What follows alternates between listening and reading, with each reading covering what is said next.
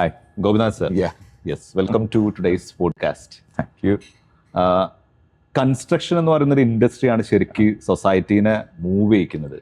അത്രയധികം ആൾക്കാർ അതിൽ ജോലി ചെയ്യുന്നുണ്ട്, അത്രയധികം പ്രൊഡക്റ്റുകൾ റിലേറ്റഡ് മാർക്കറ്റിൽ ഉണ്ട്. അപ്പൊ ശരിക്കും സൊസൈറ്റിനെ നന്നായിട്ട് മൂവ് ചെയ്യിക്കുന്ന ഒരു ഇൻഡസ്ട്രിയാണ് കൺസ്ട്രക്ഷൻ എന്ന് പറയുന്നത്.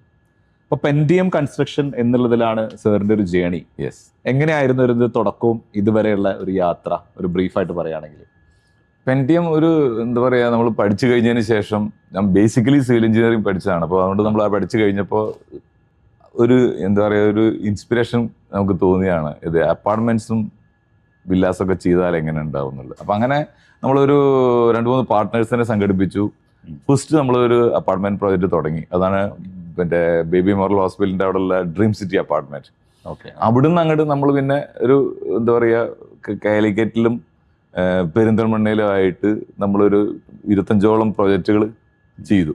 വെച്ചാൽ അന്ന് ആ കൺസ്ട്രക്ഷൻ തുടങ്ങുമ്പോൾ നമുക്കൊരു ഇൻസ്പിറേഷൻ കിട്ടിയെന്ന് വെച്ചാൽ കസ്റ്റമേഴ്സിന്റെ ഭാഗത്തു നിന്നുള്ള റെസ്പോൺസ്, നല്ലൊരു റെസ്പോൺസ് നമുക്ക് മനസ്സിലായി.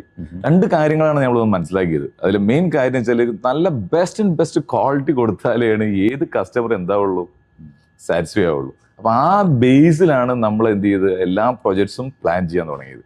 അപ്പൊ നമുക്ക് വെച്ചാൽ എവറി 2 ഇയർ നമുക്കൊരു ഓരോ 1-2 പ്രൊജക്ട്സ് നമ്മൾ ലോഞ്ച് ചെയ്യുന്ന ഒരു കൺസെപ്റ്റായി. ഒന്ന് തീർക്കുക എന്ന ഒരു കൺസെപ്റ്റിലേക്ക് നമ്മൾ കാര്യങ്ങൾ മാറ്റി. അപ്പൊ കുറച്ചും കൂടി എന്തായി, നമ്മളും കംഫർട്ടാണ്. കാരണം വെച്ചാൽ പരത്തി ചെയ്യുന്നതിന് പകരം നന്നായിട്ട് നല്ല സാധനം ചെയ്തു കൊടുക്കുക എന്നുള്ള കൺസെപ്റ്റിലെത്തി. അപ്പൊ അതുകൊണ്ട് നമുക്ക് ആ ബിസിനസ് ഇമ്പ്രൂവ് ചെയ്യാൻ കഴിഞ്ഞിട്ടുണ്ട്. അതാണ് ആക്ച്വലി അതിന്റെ ഒരു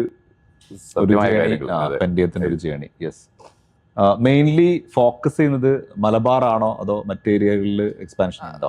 നമ്മൾ ഓൾറെഡി നമ്മൾ രജിസ്റ്റേർഡ് ഓഫീസ് ബാംഗ്ലൂരിലാണ്. നമ്മൾ ബാംഗ്ലൂരിൽ ചെയ്യണമെന്ന് വിചാരിച്ചിട്ടാണ് തുടങ്ങിയത്. പക്ഷെ അവിടുത്തെ സാഹചര്യം കൊണ്ട് നമ്മൾക്ക് അത്ര ഫേവറബിൾ ആയിട്ട് ചെയ്യാൻ കഴിഞ്ഞില്ല. അപ്പോൾ നമ്മളത് വീണ്ടും അതിനെ നോക്കിയപ്പോൾ കാലിക്കറ്റും ചെയ്തു, മലപ്പുറം പെരിന്തൽമണ്ണയിൽ നമ്മൾ പുതിയ പ്രൊജക്ട്സ് ലോഞ്ച് ചെയ്യാന്ന് വെച്ചാൽ. അപ്പോൾ അങ്ങനെ മലപ്പുറത്ത് നമ്മൾ ഇതേപോലെ പുതിയ പ്രൊജക്ട് ലോഞ്ച് ചെയ്തു. 2005 ലോഞ്ച് ചെയ്തു. അപ്പോൾ അവിടെയും നല്ല റെസ്പോൺസ് തുടങ്ങി. അപ്പോൾ അവിടെയും നമ്മൾ അപ്പാർട്ട്മെന്റ്സും വില്ലാസും എല്ലാം അവിടെയും ചെയ്തു. അങ്ങനെ ഇപ്പോൾ പുതിയൊരു പ്രോജക്റ്റ് നമ്മളവിടെ എന്ത് ചെയ്തിട്ടുണ്ട്, ലോഞ്ച് ചെയ്തിട്ടുണ്ട്. ഹാർമണി ഹൈറ്റ്സ് എന്ന് പറഞ്ഞിട്ട് ഒരു അൾട്രാ ലക്ഷറി അപ്പാർട്ട്മെന്റ്സ്. അവിടെ നമ്മൾ വില്ലകൾ ഉണ്ടാക്കിയത് ഒരു പ്രീമിയം സെഗ്മെന്റ് ആണ്. ഒരു ഹൈ എൻഡ് ലെവലിൽ വരുന്ന ഒരു ഡോക്ടേഴ്സ് അല്ലെങ്കിൽ ആ സെഗ്മെന്റിൽ വരുന്ന ആൾക്കാർക്ക് വേണ്ടിയിട്ട് അങ്ങനെ ഒരു സാധനം നമ്മൾ ചെയ്തു. അപ്പം അതിന് പുറമെ നല്ലൊരു സൊസൈറ്റി ആയിട്ട് ഇപ്പോൾ ഓൾറെഡി അത് ഫോം ചെയ്തു. അതേ കൺസെപ്റ്റ് എടുത്തിട്ടാണ് നമ്മളിപ്പോൾ ഓൾറെഡി ഹാർമണി ഹൈറ്റ്സ് എന്നുള്ളൊരു പ്രൊജക്റ്റും തുടങ്ങുന്നത്. അപ്പാർട്ട്മെന്റ്സും അതേപോലെ ഒരു ക്ലാസ് സൊസൈറ്റിയെ അവിടെ കൊണ്ടുവരിക എന്നുള്ളൊരു കൺസെപ്റ്റിൽ നമ്മൾ ചെയ്യും. ശരിക്കും ഒരു ഇപ്പൊ കൺസ്ട്രക്ഷൻ ഇൻഡസ്ട്രി എന്ന് പറയുന്നത് ശരിക്കും നല്ല റിസ്ക് ഫാക്ടേഴ്സ് ഉള്ള ഒരു ഇൻഡസ്ട്രിയും കൂടിയാണ്. നല്ല റിസ്ക് ഫാക്ടേഴ്സ് ഉണ്ട്. ഇപ്പൊ തീർച്ചയായിട്ടും അതിൽ നമ്മളതിങ്ങനെ ഡ്രൈവ് ചെയ്ത ഒരു ഓൺട്രപ്രണർ എന്നുള്ള രീതിയിൽ മുന്നോട്ട് പോകണമെങ്കിൽ നമ്മളെ ഇൻസ്പയർ ചെയ്യുന്ന ഒരു ഘടകം അതിലുണ്ടാവണം അല്ലെ? ഇപ്പൊ എന്താണ് നിങ്ങളെ മോട്ടിവേറ്റ് ചെയ്യുന്നത്? ഈ ഒരു ഏറ്റവും റിസ്കിയസ് ഇൻഡസ്ട്രി ആണെന്നറിയാം, മാർക്കറ്റിൽ ഒരുപാട് ഫ്ലക്ച്വേഷൻസ് വരുന്ന ഒരു ഇൻഡസ്ട്രി, എന്ത് മാർക്കറ്റിൽ സംഭവിച്ചാലും എഫക്ട് ചെയ്യുന്ന ഒരു ഇൻഡസ്ട്രി ഒക്കെയാണ് കൺസ്ട്രക്ഷൻ ഇൻഡസ്ട്രി. അപ്പൊ അതിലെന്താണ് സ്റ്റിൽ ഒരു മോട്ടിവേഷൻ എങ്ങനെയാണ് കണ്ടെത്തുന്നത്?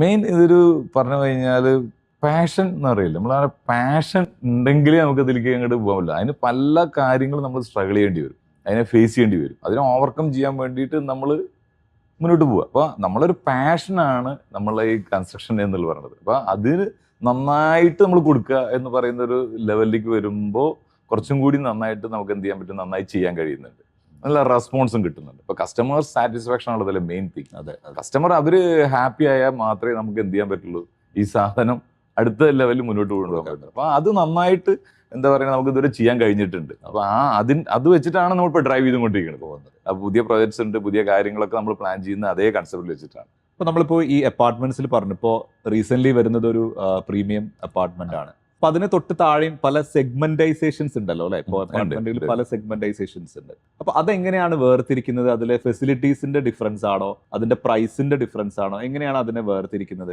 അതിന്റെ കസ്റ്റമറെ എങ്ങനെയാണ് ഐഡന്റിഫൈ ചെയ്യുന്നത്? നമ്മളൊക്കെ ഒരു പ്രീമിയം ലൊക്കേഷൻസ് ആണ്, prime locations, heart of the സിറ്റിയിലാണ് നമ്മൾ എല്ലാ പ്രൊജക്ട്സും ചെയ്യുന്നത്. അപ്പൊ അതിൻ്റെതായ കോസ്റ്റിംഗ് അത് എന്തായാലും ഉണ്ടാവും. അതേപോലെ നമ്മൾ മോഡേൺ ആയിട്ടുള്ള ആമിനിറ്റീസ് അല്ലെങ്കിൽ ഫെസിലിറ്റീസ് എല്ലാം നമ്മൾ പ്രൊവൈഡ് ചെയ്യുന്നുണ്ട്. എന്തൊക്കെ ഇന്നോവേറ്റീവ് ആയിട്ട് ചെയ്യാൻ പറ്റുമോ അത് നോക്കിയിട്ട് ചെയ്യുന്നു ഓരോ പ്രൊജക്റ്റിലും. ബെറ്റർ ലെവലിൽ ചെയ്ത് കഴിഞ്ഞാൽ അന്നത്തെ സാഹചര്യങ്ങൾക്ക് അനുസരിച്ചിട്ടുള്ള കാര്യങ്ങൾ ചെയ്തേ പറ്റൂ. അപ്പൊ അതിനനുസരിച്ച് നമ്മൾ ഏറ്റവും മോഡേൺ ആയിട്ട് എല്ലാ കാര്യങ്ങളും ചെയ്യാന്നുള്ളതാണ് നമ്മുടെ ഉദ്ദേശം.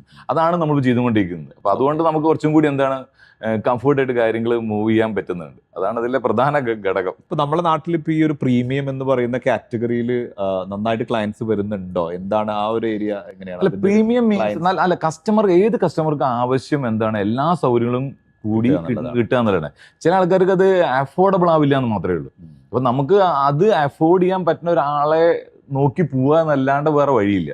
കാരണം നമുക്ക് അതിന് താഴോട്ട് പോകാനും നമുക്ക് എന്ത് ചെയ്യാൻ പറ്റുന്നില്ല. അപ്പൊ അതുകൊണ്ടാണ് നമ്മൾ അത് അതേ റേഞ്ചിൽ ചെയ്യുന്നത്. അപ്പൊ നമുക്കൊരു കസ്റ്റമർക്ക് കിട്ടിക്കഴിഞ്ഞാൽ കസ്റ്റമർ എന്തായാലും 100% ഹാപ്പി ആവുക എന്നുള്ളത്. ആ ഹാപ്പിനെസ് ഉണ്ടാക്കാൻ വേണ്ടിയിട്ടുള്ള ഒരു എഫേർട്ടും കൂടിയാണ് എൻറ്റയർ ടീം നമ്മളെ ഈ സാധനം ചെയ്തുകൊണ്ടിരിക്കുന്നത്. ഇപ്പൊ നിലവിൽ പെൻഡിയത്തിന്റെ പ്രോജക്ട്സുകൾ റൺ ചെയ്യുന്നുണ്ടല്ലോ.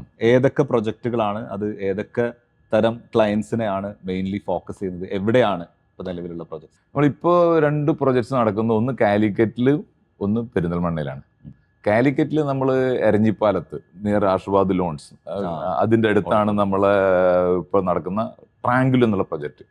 അത് ഉണ്ടാക്കാനുള്ള കാര്യം ആ ഏരിയക്ക് പേര് പോലെ തന്നെ ആ ഏരിയ അങ്ങനെ ഒരു ട്രാങ്കിളിറ്റി ഉള്ള ഏരിയയാണ്. അപ്പോൾ അതുകൊണ്ട് താമസിക്കുക എന്ന് പറഞ്ഞു കഴിഞ്ഞാൽ ഹറിവറി മാത്രമല്ലല്ലോ, സമാധാനമായിട്ട് ജീവിക്കുക എന്നുള്ളതാണ് കാം ആൻഡ് ക്വയറ്റ് പ്ലേസ്. അപ്പൊ ആ ഒരു കാം ആൻഡ് ക്വയറ്റ് പ്ലേസിന് ഞങ്ങൾ സെർച്ച് ചെയ്ത് പോയിട്ടാണ് അങ്ങനത്തെ സ്ഥലം കണ്ടെത്തിയത്. പക്ഷെ അവിടെ അതിൻ്റെതായ ഡിഫിക്കൽട്ടീസ് ഉണ്ട്. പക്ഷെ ഹേർട്ട് ഓഫ് ദ സിറ്റിയാണ്.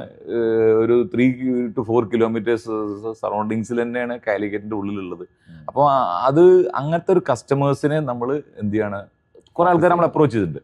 ആ ആൾക്കാർക്ക് നമ്മളിത് പ്രൊവൈഡ് ചെയ്യാന്ന് വിചാരിച്ചിട്ടാണ് അങ്ങനെ ചെയ്യാൻ കാര്യം. അപ്പൊ അതുകൊണ്ട് അത് നല്ല റെസ്പോൺസ് ആണ്, നന്നായിട്ട് അത് പോകുന്നുണ്ട്.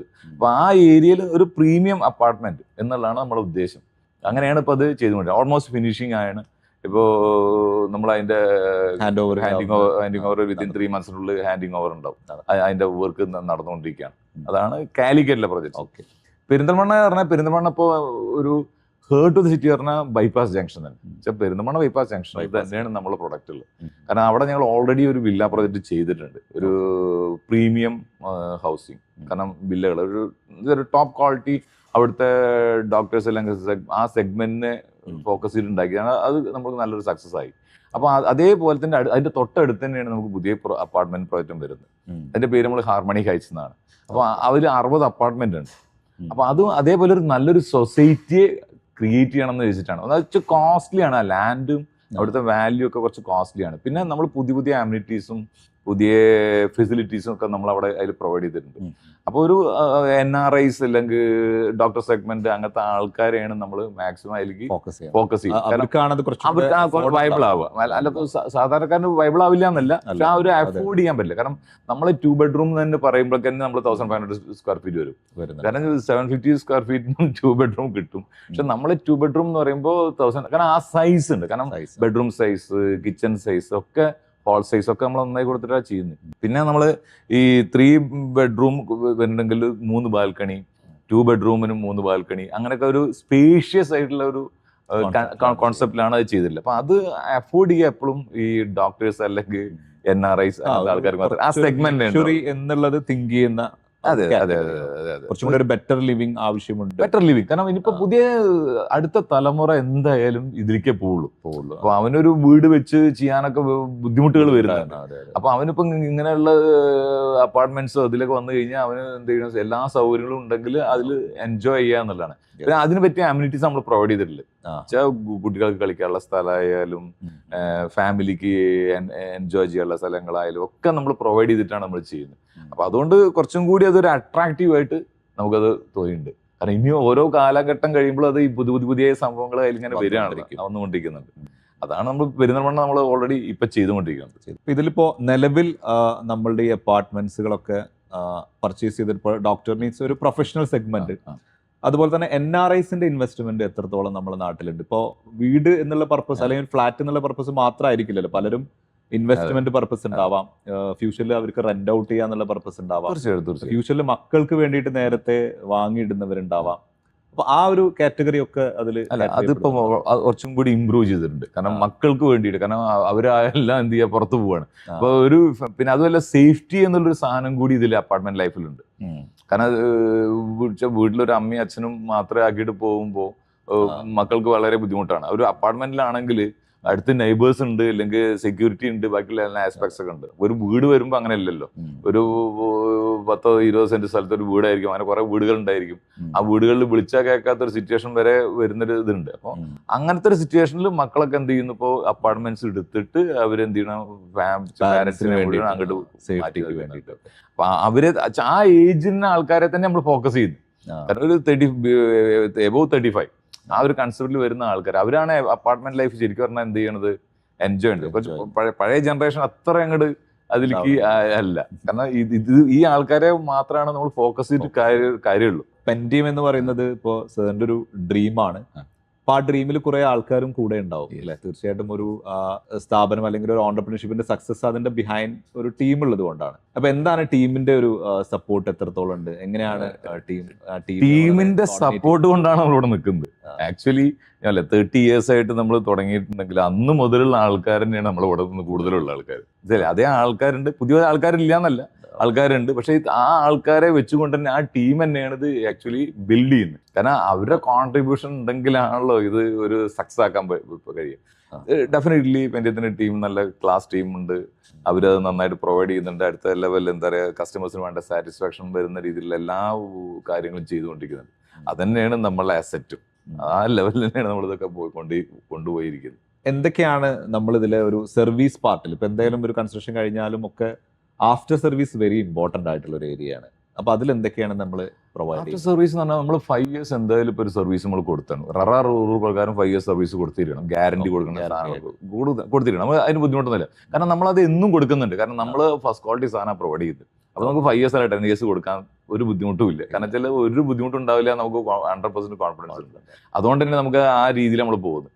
അപ്പോൾ അങ്ങനത്തെ ഒരു കൺഫ്യൂഷൻ നമുക്ക് ഇതുവരെ ഉണ്ടായിട്ടില്ല. നമ്മളെ മെറ്റീരിയൽ ആയാലും മെറ്റീരിയൽ പർച്ചേസിങ് ആയാലും എല്ലാം അങ്ങനത്തെ ക്വാളിറ്റി നോക്കിയിട്ട് ഫസ്റ്റ് ക്വാളിറ്റി സാധനം മാത്രമേ ചെയ്യുള്ളൂ.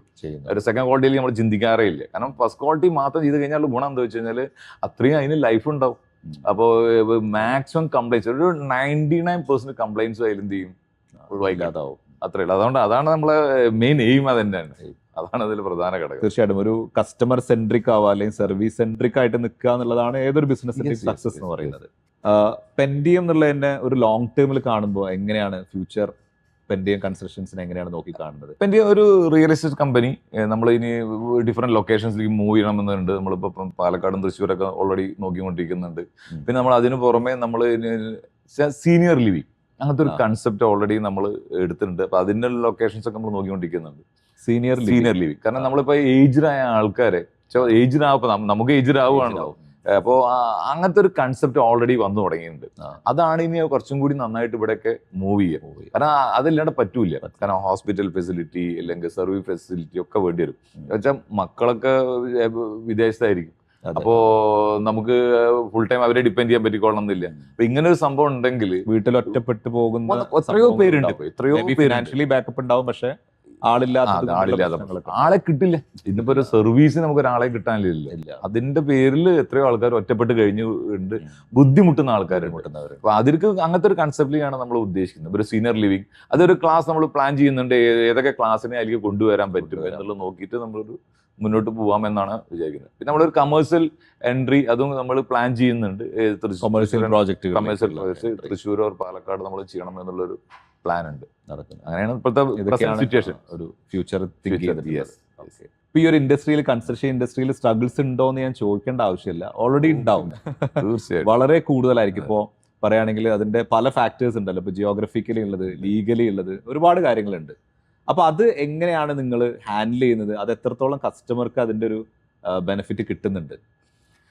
ഒരു കസ്റ്റമർ ഫേസ് ചെയ്യുന്ന എൻറ്റയർ പ്രോബ്ലം ഞങ്ങൾ ഫേസ് ചെയ്യണം. കസ്റ്റമർക്ക് അങ്ങനെ ഒരു പ്രോബ്ലം വരാതിരിക്കാൻ വേണ്ടിയിട്ടാണ് നമ്മളിത് ചെയ്യുന്നത്. ആക്ച്വലി ലാൻഡ് ഐഡന്റിഫൈ ചെയ്യുന്നത് മുതൽ ചാലഞ്ചസ് ആണ്. നല്ല ലൊക്കേഷൻ, പിന്നെ ലീഗൽ സൈഡ്, പിന്നെ പ്ലാൻ സൈഡ്, വാട്ടർ, അതെ, പിന്നെ ഡ്രെയിനേജ്, പവർ, ഇതെല്ലാം നമ്മൾ കണ്ടെത്തിയിട്ടുള്ള ഒരു ലൊക്കേഷൻ മാത്രമേ സെലക്ട് ചെയ്യാൻ പറ്റുള്ളൂ. അങ്ങനത്തെ ഒരു ലൊക്കേഷൻ കിട്ടിയാൽ മാത്രമേ ഇത് പ്രോപ്പറായിട്ട് ചെയ്യാൻ കഴിയുള്ളൂ. അല്ലെങ്കിൽ അതിന്റെ കോസ്റ്റിംഗ് എന്ന് പറയുന്നത് എത്ര പറയാ ഒരു പ്രൊജക്ടിന്റെ ഒരു 10 to 20% കൂടുതലായിരിക്കും. അങ്ങനെയാണ് പല ആൾക്കാരും ഫെയിലർ ആയി വരാനുള്ള ഒരു കാരണം. കാരണം ഇത് ഈ സൈഡ് കാണില്ല. ഇപ്പൊ കസ്റ്റമർ ആയാലും ഒരു വീട് വാങ്ങാൻ വേണ്ടിയിട്ട് അവൻ പോവും, ഇല്ലെങ്കിൽ ഒരു സ്ഥലം വാങ്ങാൻ വേണ്ടി പോകും, സ്ഥലം നോക്കി വീട് എടുക്കും. അപ്പോഴാവും അവിടെ എന്താ ബിൽഡിംഗ് പെർമിഷൻ ഉണ്ടാവില്ല, അല്ലെങ്കിൽ പാഡി ഏരിയ ആയിരിക്കും, ഇങ്ങനെ പല കാര്യങ്ങളും പറയും. അപ്പൊ എന്താവും ഓട്ടോമാറ്റിക്കലി അവൻ ഇതിന്റെ മുകളിൽ കുടുങ്ങിപ്പോവും. പിന്നെ ടൈമും പോവും, പൈസയും എല്ലാം കുറെ സ്പെൻഡ് ചെയ്യുന്നുണ്ട്. കാരണം വെച്ചാൽ അതിന് ഇപ്പൊ പറയാൻ വെച്ചാൽ ഞാനൊരു പ്രോജക്റ്റ് ചെയ്യുമ്പോൾ എനിക്കുണ്ടായ അനുഭവം തന്നെ പറയാം. കാരണം വെച്ചാൽ നമ്മൾ പെരിന്തൽമണ്ണയിൽ ഒരു വില്ല പ്രോജക്റ്റ് തുടങ്ങി ആദ്യം ബുക്ക് ചെയ്ത ഒരാൾ, ഫസ്റ്റ് ബുക്കിംഗ് അയാളാണ് എടുത്തത്. ഫസ്റ്റ് ബുക്കിംഗ് എന്ന് പറഞ്ഞാൽ പുള്ളി ദുബായിലുള്ള ആള്, വില്ല പ്രോജക്റ്റ് എന്ന് പറഞ്ഞിട്ട് എടുത്ത് കഴിഞ്ഞപ്പോൾ 1 മാസം കഴിഞ്ഞപ്പം പുള്ളി എനിക്ക് ക്യാൻസൽ ചെയ്യണം, ഞാൻ എന്താ വെച്ചാൽ വില്ലേക്കാളും നല്ലത് എനിക്കൊരു വീട് എൻ്റെ അപ്പുറത്തെ അവിടെ അടുത്ത് തന്നെയാണ് സ്ഥലം ഉണ്ട്, അപ്പോൾ അവിടെ ഉണ്ടാക്കാന്ന് പറഞ്ഞിട്ട് 25 സെൻസ് സ്ഥലത്ത് വീട് ഉണ്ടാക്കാൻ തീരുമാനിച്ചു. അപ്പൊ ഞാൻ പൈസ തിരിച്ചു കൊടുത്തു, മൂപ്പരുണ്ടാക്കി. നല്ല ബന്ധം തന്നെ, നല്ല ബന്ധം. പിന്നെ ഇടയ്ക്കിടയ്ക്ക് മൂപ്പര് വിളിക്കും, ഗോപി ഇത് ഇങ്ങനെ ആയിട്ടില്ല, ഇത് പ്ലാൻ ആയിട്ടില്ല, അപ്രൂവൽ ആയിട്ടില്ല, ഇത് കൺസ്ട്രക്ഷൻ സ്റ്റേജ് ആയിട്ടില്ല, എന്താ ചെയ്യണേ. മോർ ദാൻ 3 years കഴിഞ്ഞിട്ടാണ് അയാൾ പറഞ്ഞത്. അപ്പൊ അയാൾ എൻ്റെ അടുത്ത് പറഞ്ഞൊരു കാര്യം വെച്ചാൽ, ഗോപി അന്ന് ആ ഒരു 1 lakh rupees ഞാൻ വാങ്ങിച്ചത് വളരെ വിഡിത്തരമായി പോയി. കാരണം അപ്പോഴേക്കും ഞങ്ങളെ പ്രോജക്റ്റ് എന്ത് ചെയ്തിരുന്നു, കംപ്ലീറ്റ് ചെയ്തിട്ടുണ്ട്. അപ്പൊ ഈ ഡിഫറൻസ് ആണ് അതിൽ പ്രധാന ഘടകം. കസ്റ്റമർ എന്താണ് വരിക, ഈസി ആയിട്ട് കിട്ടുന്നതാണ്. പക്ഷെ അവർ ഓരോ പ്രോബ്ലം വരുമ്പോഴും എന്താണ് കുടുങ്ങിപ്പോവുക. അപ്പൊ ദുബായിലിരിക്കുന്ന ഒരാൾക്ക് ഇടയ്ക്കിടയ്ക്ക് നാട്ടിൽ വരാനുള്ള ബുദ്ധിമുട്ടൊന്നും ആലോചിച്ച് നോക്കും, അവന്റെ ടെൻഷൻ. അപ്പൊ എന്റെ ജീവിതത്തിൽ ഞാൻ ഒരു കാലത്തും എന്തില്ല വീട് പണി ഉണ്ടാക്കി ചെയ്യില്ല എന്ന് പറഞ്ഞു. കാരണം എന്താ, ഇതാണ് കാരണം. കാരണം അവർ പല പ്രോബ്ലം, ഇപ്പൊ മുനിസിപ്പാലിറ്റി ആയാലും ഗവൺമെന്റ് പ്രോബ്ലംസ് ഉണ്ട്, പബ്ലിക് പ്രോബ്ലംസ് ഉണ്ട്, ലീഗൽ പ്രോബ്ലംസ് ഉണ്ട്. ഇതിനൊക്കെ നമുക്ക് എന്ത് ചെയ്യണം, കറക്റ്റ് ചെയ്തിട്ട് വേണം പോകാം. അല്ലാണ്ട് ഇതൊരു സാധനം ഒന്നും ചെയ്യാൻ കഴിയില്ല. ഇപ്പൊ ഇന്ന് മണ്ണ് എടുക്കണമെങ്കിൽ വല്ല ജിയോളജി പെർമിഷൻ, ഒരു 5 അടി മണ്ണ് കുഴിച്ചെടുക്കണമെങ്കിൽ ജിയോളജി പെർമിഷൻ കിട്ടാൻ വേണ്ടി കാത്തിരിക്കുക, എന്നാൽ മാത്രമേ ചെയ്യാൻ കഴിയുള്ളൂ. അല്ലെങ്കിൽ പോലീസ് കേസ്, ബാക്കിയുള്ള കേസ്, അങ്ങനെയുള്ള പല കാര്യങ്ങളായിട്ട് നമ്മൾ എന്ത് ചെയ്യാറ് വരികയാണ്. അതാണ് ഇന്നത്തെ സിറ്റുവേഷൻ. അതുകൊണ്ട് ഏത് കസ്റ്റമറും, ഇപ്പൊ പല ആൾക്കാരും പോയി ബുദ്ധിമുട്ടിയിട്ട് പിന്നെ പല ആൾക്കാരും പകുതി വഴിയിൽ ഇടുന്ന ആൾക്കാരുണ്ട്, ഡ്രോപ്പ് ചെയ്തിട്ട് എൻ്റെ അടുത്ത് തന്നെ വന്നിട്ട് ആൾക്കാർ അപ്പാർട്ട്മെന്റ് എടുത്ത ആൾക്കാരുണ്ട്. അതാവും കുറച്ചും കൂടി നല്ലതെന്ന് പറയും. റിസ്ക് അവർക്ക് കുറയ്ക്കാം, കാരണം അവിടെ പണം മാത്രമേ അവർക്ക് കണ്ടെത്തേണ്ടത്, റിസ്ക് കംപ്ലീറ്റ് എനി ബിൽഡർ ഇതേപോലെ ആംഗിളിനെ ചെയ്യുന്നു. അല്ലാണ്ട് ഇത് ചെയ്യാൻ കഴിയില്ല, കാരണം എല്ലാം റെറ ബേസ്ഡ് ആണ്. അപ്പൊ റെറയിൽ ഒരു പെർമിഷൻ നമ്പർ കിട്ടണമെന്നുണ്ടെങ്കിൽ ഇത്രയും കാര്യങ്ങൾ ക്ലിയർ ചെയ്ത് അവരെ ബോധ്യപ്പെടുത്തിയതിനു ശേഷം മാത്രമേ എന്ത് ചെയ്യാൻ പറ്റുള്ളൂ, പെർമിഷൻ കിട്ടും. അല്ലാണ്ട് റെറയിൽ പെർമിഷൻ കിട്ടില്ല. അപ്പൊ റെറ കസ്റ്റമർക്ക് വലിയൊരു ഗുണകരമായുള്ള കാര്യമാണ്. കാരണം അതല്ലാണ്ട് നമുക്ക് ചെയ്യാനും കഴിയില്ല. അതിനെ 1% പോലും ഓവർകം ചെയ്യാൻ നമുക്ക് ആർക്കും കഴിയില്ല. ശരിക്കും അതൊരു അവയർനെസ്സും കൂടെ അല്ലേ. ഇപ്പോ ഏതെങ്കിലും ഒരാൾ ഒരു അപ്പാർട്ട്മെന്റ് എടുക്കുമ്പോൾ ഇത്തരം റെറ പോലത്തെ അംഗീകാരങ്ങൾ ഉണ്ടോ എന്നുള്ളത് നോക്കിയിട്ടല്ലേ എടുക്കേണ്ട ആവശ്യം. റെറ നമ്പർ വെച്ചിട്ട് തന്നെ ചെയ്യാം. റെറ നമ്പർ വെച്ചിട്ട് അല്ലാണ്ട് ആർക്കും ഒന്നും ചെയ്യാൻ കഴിയില്ല എന്നിട്ടില്ല. കാരണം റെറ നമ്പർ ഉണ്ടെങ്കിൽ മാത്രമേ ആ പ്രോജക്റ്റ് എന്ത് ചെയ്യുള്ളൂ, ലൈവായിട്ട് ചെയ്യാൻ കഴിയില്ല. അല്ലാണ്ട് ഒരു സാധനം ചെയ്യാൻ കഴിയില്ല. കാരണം റെറ മാർക്കറ്റ് ചെയ്യണമെങ്കിൽ റെറ നമ്പർ വെച്ചിട്ടേ ചെയ്യാൻ പറ്റും. അല്ലാണ്ട് നമുക്കൊരു കസ്റ്റമർ അടുത്തേക്ക് എത്തിക്കാൻ കഴിയില്ല. അതാണ് ഇന്നത്തെ സിറ്റുവേഷൻ. അപ്പൊ RERA is very important. RERA ഇല്ലാണ്ട് ഇനി എന്ത് ചെയ്യാൻ പറ്റില്ല, ഒന്നും ചെയ്യാൻ പറ്റില്ല എന്നുള്ളതാണ്. പക്ഷെ റെറ കസ്റ്റമർക്കും ബിൽഡർക്കും എല്ലാം നല്ലതാണ്. ബിൽഡർമാർക്കും നല്ല, എന്താ കാരണം നമ്മളൊരു മാർക്കറ്റിംഗ് ടൂളും കൂടിയാണ്. അവർക്കൊരു ഏതൊരു കസ്റ്റമർക്ക് കോൺഫിഡന്റ് ആണ്. കാരണം ഞാൻ റെറയിൽ പറയും, ഇല്ല റെറയിൽ കംപ്ലൈന്റ് ചെയ്യാം, ദാറ്റ്സ് എ ഗുഡ്. നമുക്ക് കാരണം അവർക്കൊരു കോൺഫിഡൻസ് കിട്ടുന്ന രീതിയിൽ വരുന്നു കഴിഞ്ഞാൽ കുറച്ചും കൂടി നല്ലതല്ലേ. അപ്പൊ റെറ ഈസ് വെരി ഇമ്പോർട്ടന്റ്. അത് ഇതിന്റെ പാർട്ടാണ്. അത് വളരെ ഗുണകരമായ കാര്യങ്ങളാണ്. കസ്റ്റമർക്കാണ് അതിന്റെ ഏറ്റവും കൂടുതൽ ബെനിഫിറ്റ്സ്. ഹാർമണി ഹൈറ്റ്സ്, ശരിക്കും ആ പേരിൽ തന്നെ ഉണ്ട് അതിന്റെ ആ ഒരു പ്രീമിയം ഫീലിംഗ് ഉണ്ട്. ശരിക്കും എന്തൊക്കെയാണ് ഫെസിലിറ്റീസ്? ഇപ്പൊ നോർമലി എല്ലാ ഇത്തരം ഫ്ലാറ്റുകളിലൊക്കെ ഇത്തരം ഫെസിലിറ്റീസുകൾ കൊടുക്കുന്നുണ്ട്. എന്നാൽ കൂടെ എന്താണ് ഒരു എക്സ്ട്രാ, ഈ പറഞ്ഞ അവർക്ക് എന്താണ് ഒരു എക്സ്ട്രാ നമുക്ക് കൊടുക്കാൻ പറ്റുക? നമ്മൾ ഹാർമണി ഹൈറ്റ്സ് എന്ന് പറഞ്ഞു കഴിഞ്ഞാൽ ഒരു മൾട്ടി സ്റ്റോറിഡ് ബിൽഡിംഗ് എന്നതിന് പുറമെ ഒരു 5 സ്റ്റാർ ഹോട്ടലിൽ നിങ്ങൾ താമസിക്കുന്ന ഒരു ഫീലിംഗ് ക്രിയേറ്റ് ചെയ്യാന്നാണ് ഞങ്ങൾ ഉദ്ദേശിച്ചിട്ടുണ്ടായിരുന്നു. നമ്മളൊരു 5 സ്റ്റാർ ഹോട്ടലാണ് താമസിക്കുന്നത് എന്നൊരു ഫീലിംഗ്. നമ്മളെ ലോബി ആയാലും നമ്മളെ അമ്യൂണിറ്റീസ് ആയാലും ഫെസിലിറ്റീസ് ആയാലും നമ്മൾ അതേ കൺസെപ്റ്റിലാണ് അതെല്ലാം ചെയ്തിട്ടുള്ളത്. മനസ്സിലല്ലേ? അപ്പോൾ ലോബി എന്ന് പറയുന്നത് ഡബിൾ ഹൈറ്റ് ലോബിയാണ്. ഡബിൾ ഹൈറ്റ് ലോബിയിൽ നമ്മൾ ഒരു 5 സ്റ്റാർ ഹോട്ടലിൽ നിങ്ങൾ റിസപ്ഷനിലൊക്കെ പോകുന്ന പോലെ തന്നെ അതേ ഫെസിലിറ്റി ഫീൽ ചെയ്യുന്ന രീതിയിലാണ് നമ്മൾ കൊടുത്തിട്ടുള്ളത്. അതേപോലെ ആ ഗ്രൗണ്ട് ഫ്ലോറിൽ തന്നെ നമ്മൾ ഓൾറെഡി ഈ ഹാള് കൊടുത്തിട്ടുണ്ട്, അസോസിയേഷൻ ഹാള്.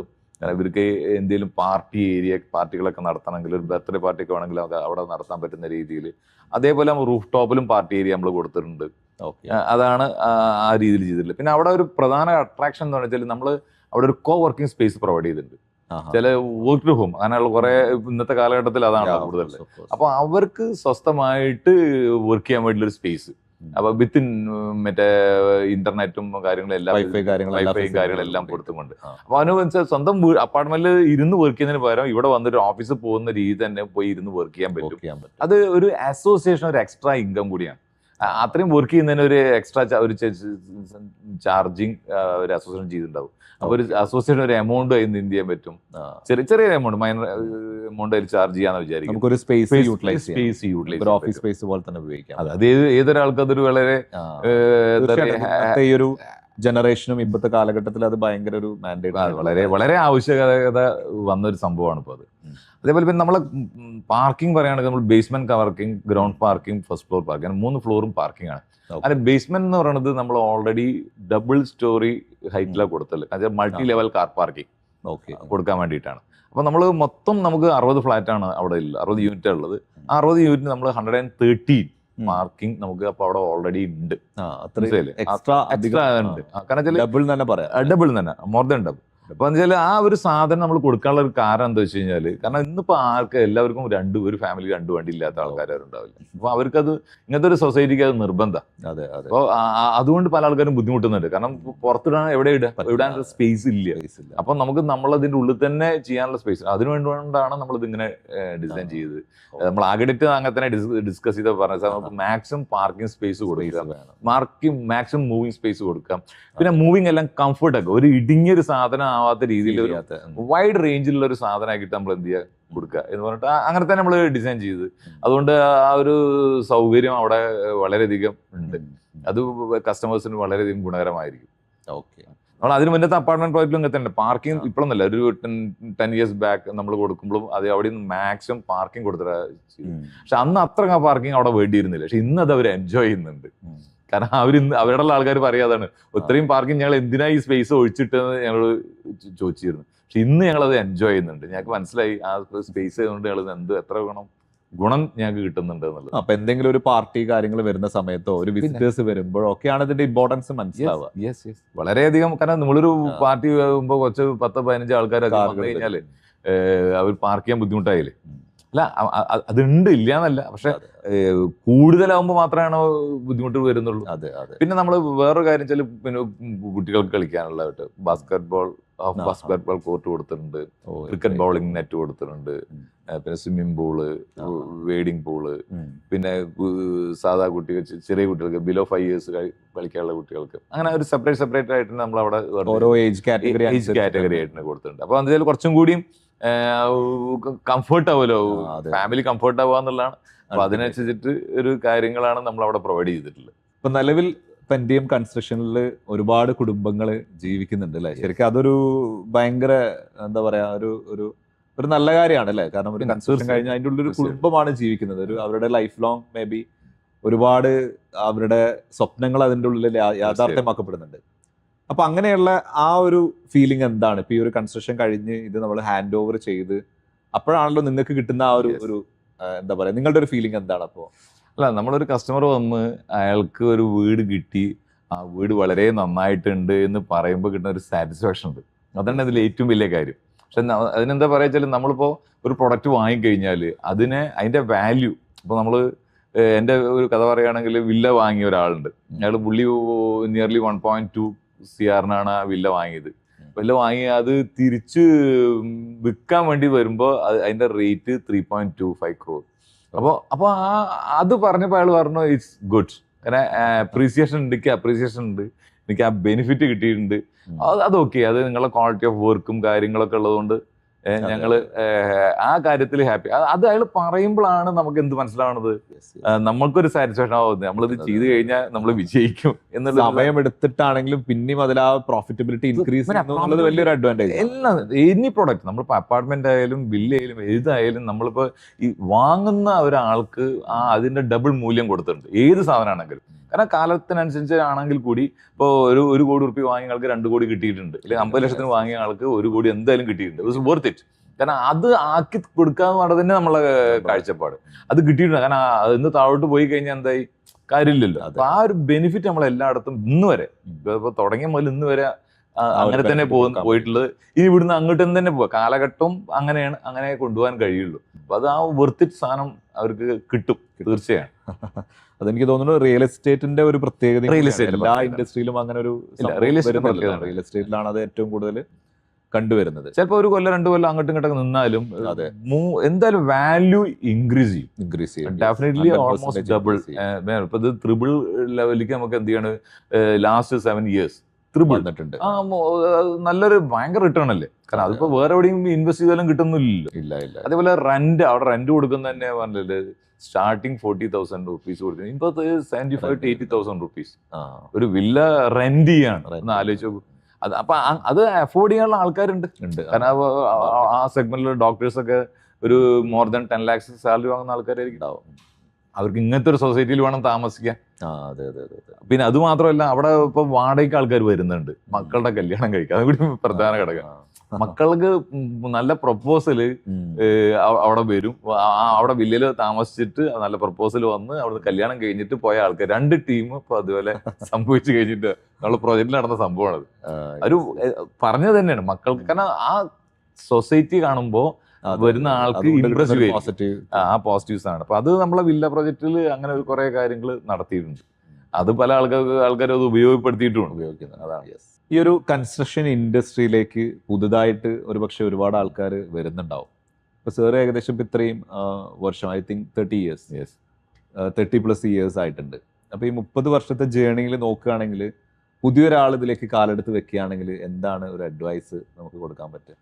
അഡ്വൈസ് പറയാനുള്ളത്, ഇതൊരു പാഷൻ ഉണ്ടെങ്കിൽ ഇത് ഇറങ്ങിയിട്ട് കാര്യമുള്ളൂ. ഇറങ്ങാം. അല്ലാണ്ട് ഒരു ബിസിനസ് പരമായിട്ട് എന്തെങ്കിലും ചെയ്തിട്ടൊന്നും ഇത് വിജയിക്കാൻ കഴിയില്ല.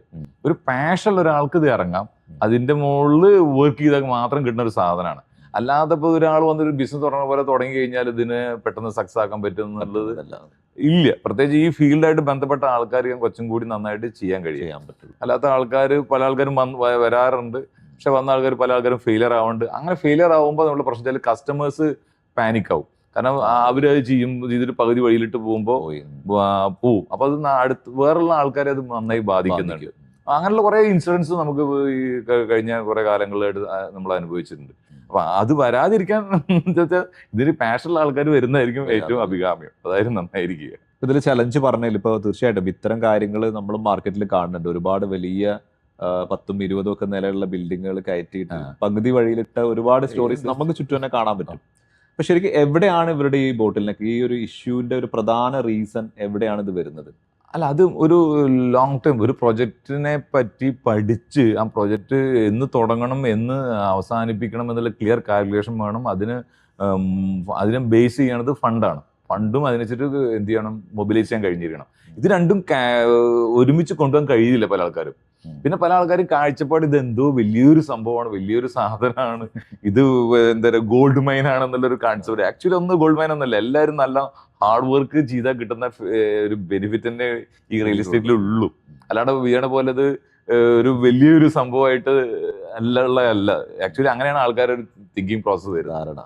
കൺസ്ട്രക്ഷൻ ഇൻഡസ്ട്രി, അതുപോലെ തന്നെ വീട് അല്ലെങ്കിൽ ഫ്ലാറ്റ് എന്നുള്ള ഡ്രീംസ് കണ്ടു നടക്കുന്ന വലിയൊരു വിഭാഗത്തിന് ശരിക്കും ഭയങ്കര ഹെൽപ്ഫുൾ ആണ് ഇങ്ങനത്തെ ഒരു ടോക്ക് എന്ന് പറയുന്നത്. കാരണം പലപ്പോഴും ഇന്ന് പലരും ഡിസിഷൻസ് എടുക്കുന്നത് ഇത്തരം എക്സ്പീരിയൻസുകൾ ഷെയർ ചെയ്യുന്നതാണ് ഡിസിഷൻസ് എടുക്കുന്നത്. അതല്ലാതെ ഒരു പരസ്യം നോക്കിയിട്ടല്ല. പലപ്പോഴും അവർക്ക് അറിയേണ്ടത് ഇതിന്റെ റിയാലിറ്റിയാണ്. ആ യാഥാർത്ഥ്യം മനസ്സിലാക്കിയിട്ട് വരുന്ന ആൾക്കാരാണ് ഇന്നത്തെ ക്ലയൻസ്. അവർക്ക് റിയാലിറ്റിയാണ് വേണ്ടത്. അപ്പൊ എനിക്ക് തോന്നുന്നു പെൻഡിയം കൺസ്ട്രക്ഷൻ എന്നുള്ളതിന്റെ ഒരു റിയാലിറ്റി തന്നെയാണ് നമുക്ക് ഇന്ന് ഷെയർ ചെയ്യാൻ പറ്റുന്നുണ്ട് ഈ ഒരു പോഡ്കാസ്റ്റിൽ. വളരെ ഇമ്പോർട്ടൻ്റ് ആയിട്ടുള്ള പല കാര്യങ്ങളും നമ്മൾ ഡിസ്കസ് ചെയ്തിട്ടുണ്ട്. അത് ഈ കേട്ടവർക്കൊക്കെ ഇനി എന്ത് ഡൗട്ട് ഉണ്ടെങ്കിൽ അവർക്ക് നമുക്ക് വേണമെങ്കിൽ നമ്മളെ കോൺടാക്ട് ചെയ്യാം. തീർച്ചയായിട്ടും ഡീറ്റെയിൽസ് വേണമെങ്കിലും പെൻഡിയം കൺസ്ട്രക്ഷൻസ് നമ്പറിൽ തീർച്ചയായിട്ടും കോൺടാക്ട് ചെയ്യാം. നമ്മുടെ സപ്പോർട്ടിംഗ് ടീം അതിന് വേണ്ടിയിട്ട് സപ്പോർട്ട് ചെയ്യും. യെസ്, എന്തായാലും നല്ലൊരു പോഡ്കാസ്റ്റ് ആയിരുന്നു. ഇനിയും ഇതുപോലെയുള്ള പോഡ്കാസ്റ്റുകൾ നമുക്ക് കണ്ടിന്യൂ ചെയ്യണം. എന്തായാലും thank you very much. Thank you very much.